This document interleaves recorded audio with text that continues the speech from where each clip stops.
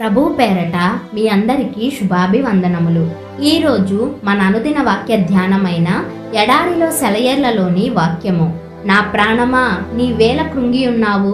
కీర్తనల గ్రంథము 43వ అధ్యాయము 5వ వచనము. కృంగిపోవడానికి కారణమేమైనా ఉందా? రెండు కారణాలు. 1, నువ్వింకా రక్షణ పొందలేదు. 2, రక్షణ పొంది కూడా పాపంలో జీవిస్తున్నావు. ఈ 2 కారణాలు తప్ప కృంగిపోవడానికి మరే కారణమూ లేదు.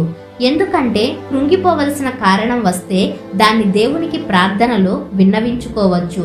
మన అవసరాలన్నింటి గురించి, కష్టాలన్నిటి గురించి, శ్రమలన్నింటి గురించి దేవుని శక్తిలో, ప్రేమలో మనకున్న విశ్వాసాన్ని ఉపయోగించి ఆదరణ పొందవచ్చు.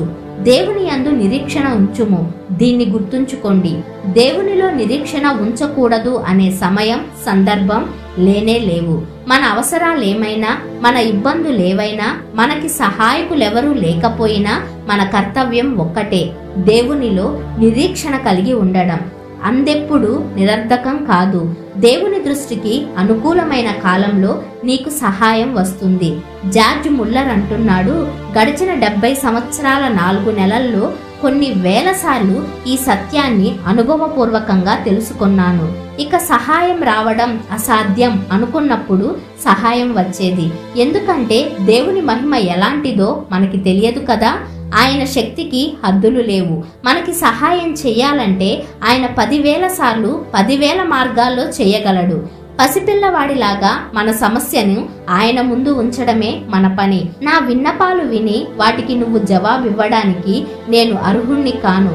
కానీ మా రక్షకుడైన యేసు ప్రభు ద్వారా ఆయన కొరకు నా ప్రార్థనని ఆలకించు. నువ్వు నా ప్రార్థనకి జవాబిచ్చేదాకా నమ్రతతో కనిపెట్టగలగడానికి కృపను ప్రసాదించు. ఎందుకంటే నీకు తగిన కాలంలో నీకు తోచిన రీతిగా నాకు సమాధానం ఇస్తావని నాకు తెలుసు అంటూ మన హృదయాలను ఆయన ముందు వలకబోయాలి. ఇకను నేనాయనను స్తుతించెదను. ఎక్కువ ప్రార్థన, ఎక్కువగా విశ్వాసం మీద ఆధారపడడం, ఓపికతో కనిపెట్టడం, వీటన్నిటి ఫలితం పుష్కలమైన ఆశీర్వాదాలు. అందుకనే నేను నిత్యం నాలో నేనే అనుకుంటాను, దేవుని యందు నిరీక్షణ ఉంచుము.